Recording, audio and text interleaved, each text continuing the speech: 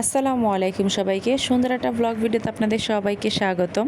আপনারা সবাই জানেন যে গতকালকে আমার দেবর এসেছে, তো গতকালকে ওর জন্য আমি কিছুই রান্না করতে পারিনি। আজকে ওর জন্য অনেক ভালো কিছু রান্না করব, এই জন্য আমরা রাতের বেলায় বাজার করে রেখে দেই। এরপরে সকালবেলায় আমি গরুর মাংস রান্না করতে বসিয়ে দেই, যেটা আমি আলু দিয়ে রান্না করি। গরুর মাংসের সাথে আলু আমার কাছে অনেক ভালো লাগে।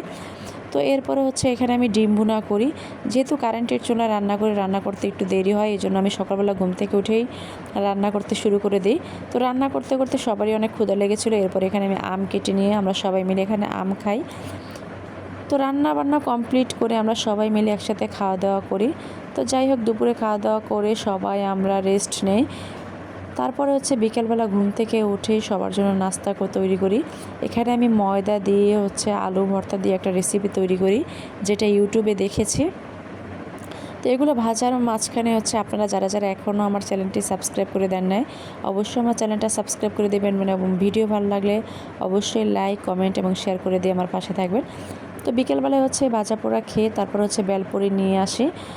আমাদের বাসার প্রত্যেকটা মানুষেরই বিকেলবেলা বেলপুরি না হলে একদমই জমে না, আর বেলপুরি তো আমার অনেক পছন্দ। তো আমি বাইরে থেকে বেলপুরি কিনে নিয়ে আসি, আর এখন সেগুলো আমরা বাসায় সবাই মিলে খাচ্ছিলাম। আর আমার দেবরেরও বেলপুরি অনেক পছন্দ।